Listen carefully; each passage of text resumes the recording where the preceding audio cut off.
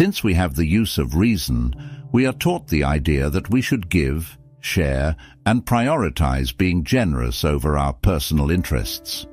But does anyone warn us about the dangers of being too kind and compassionate?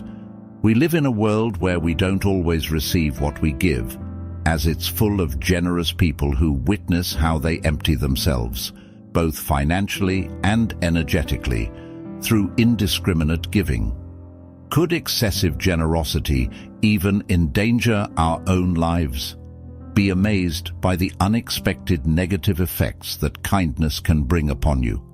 Today, I will reveal the 8 things that happen to you for being too good and introduce 4 Stoic strategies to prevent people from taking advantage of you. Without further ado, let's move on to number 1. You will have unrealistic expectations of people. The Stoics emphasized the need to accept circumstances as they are and not base our happiness on the actions of others.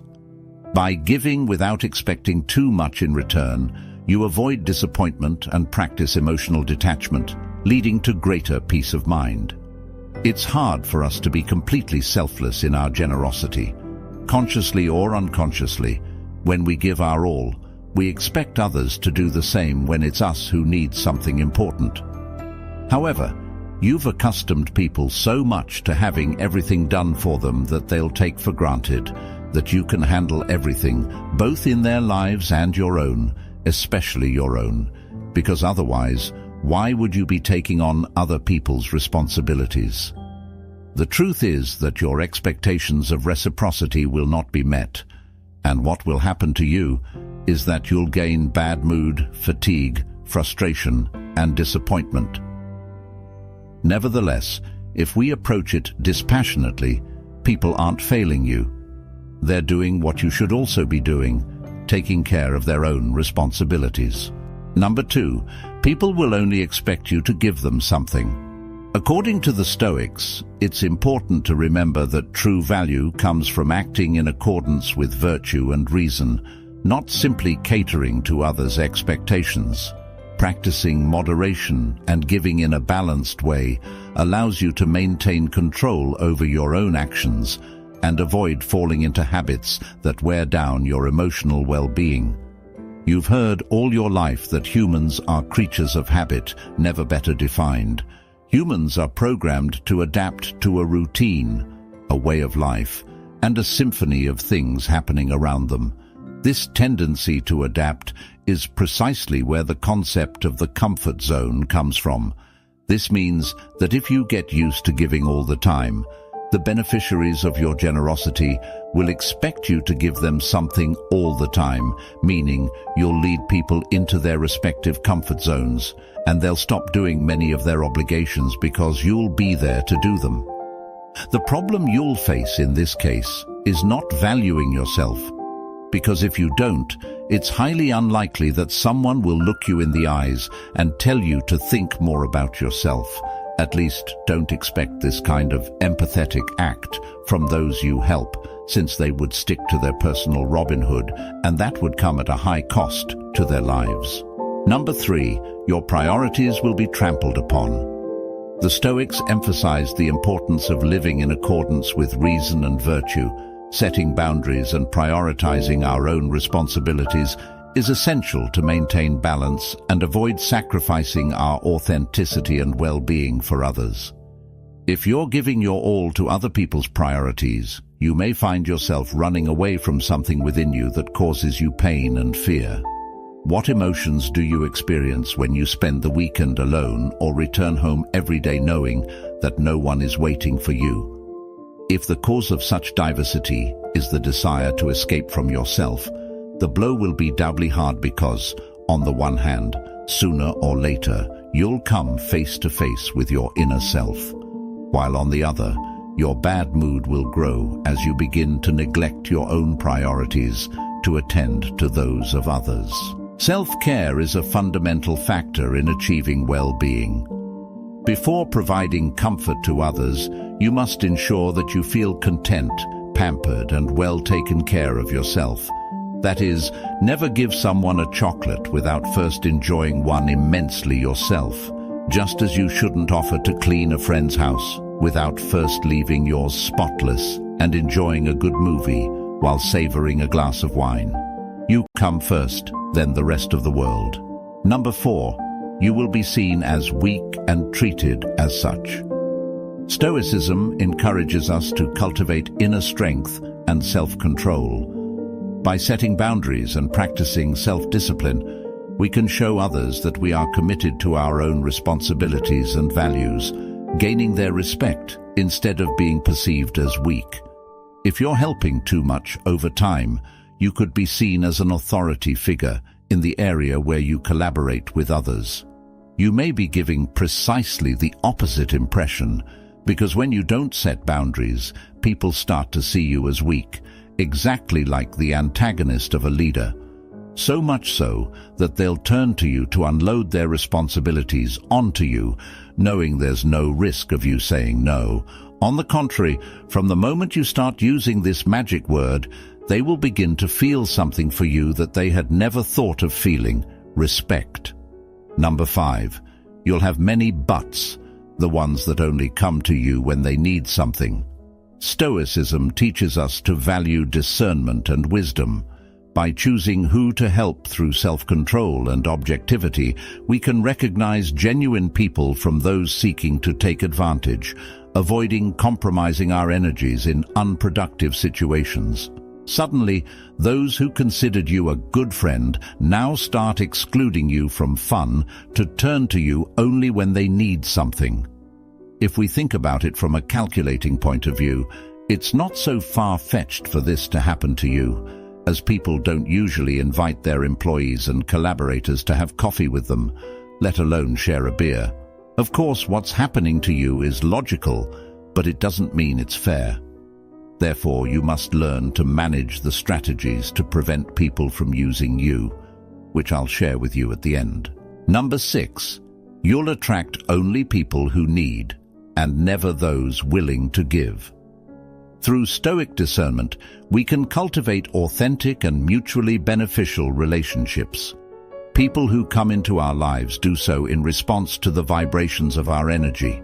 That is, if we vibrate low, we attract negative, pessimistic people with dark spirits and non-benevolent intentions. On the other hand, when our vibrations are high, we attract people full of positive energy, generosity, enthusiasm, hard work, and joy. That's why when we give indiscriminately, we lose so much energy that we start vibrating at a low frequency, which makes needy people feel drawn to us, and even opportunists who have no intention, let alone the resources, to help, but only come to extract everything they can from us and then disappear, so they don't even have to bother with saying thank you. Number 7, you could end up falling into addiction. The Stoics promoted moderation and self-control. Practicing self-discipline in generosity helps us avoid falling into addictive patterns and allows us to maintain a healthy relationship with our actions and decisions. When scarcity becomes part of our daily lives, the need grows, and that's the best scenario for falling into addiction. Therefore, one day someone close to you may notice that you're drinking too much, not necessarily mineral water, or that you're eating too much, or even gambling too much. Pay close attention to what someone who cares about you might say, as your first reaction may be to get angry with them and shout that you don't have any problems. But this is the most typical reaction of people who are so immersed in their own problem that they're unable to recognize that they have one. Always remember that people who care about you only want what's best for you, so take their observations very seriously, because they're there to help you stop falling and move forward. Number 8, you'll raise suspicions. Stoicism encourages us to act virtuously, regardless of how others may perceive us. By focusing on living in harmony with our principles and values, we build a genuine reputation that is resistant to unfounded suspicions. As much as we'd like things to be different, the truth is that genuinely kind people are not abundant in this world. Therefore, if you are one, you'll raise suspicions instead of admiration and gratitude. It won't be long before you display your kindness for people to start wondering what's going on with you and what hidden intentions you have that you don't reveal to anyone. This means you've encountered a group of distrustful people. Not necessarily, but it's more likely that they're being realistic. Most overly keen people tend to hide such macabre intentions that it's best to stay away from them and give up the help they want to provide. Now let's look at the strategies to prevent people from using you. Strategy number 1. Listen to your feelings. They are talking to you. Based on the Stoic idea of self-awareness, pay attention to your emotions and feelings. The Stoics believed in the importance of self-reflection to understand your reactions and needs. By listening to your feelings, you can identify if you're giving excessively and emotionally exhausting yourself, allowing you to adjust your focus and find a healthy balance. How do you feel when you help others? Thinking about yourself and prioritizing them is such an altruistic act that practicing it should make you feel like you're walking on clouds. So, if you feel overwhelmed, drained of energy, angry, or used, it's time to listen to your feelings. If something to which you have no obligation causes you so much discomfort, it's necessary not to deceive yourself so you can discover how the help you're providing affects your well-being. Strategy number 2. Lose the fear of the word no. Following Stoic teachings, recognize that your time and energy are valuable and must be consciously and balancedly allocated. Saying no in situations where you feel overwhelmed or when the request is unfair is a way to exercise self-control. Even though the word no is associated with negative behavior and pessimism, it's normal for us to struggle to say no. However, negativity is what will become our life if we don't develop the ability to say this word. When someone demands more of us than we can give, practice in front of the mirror and convince yourself that it's the only way to regain your freedom and avoid unnecessary and potential risks. Strategy number 3. There is a time and a space for you. Respect them. Following the Stoic principles of self-discipline and self-respect, it's essential to set aside time and space to take care of yourself. Do what you enjoy doing.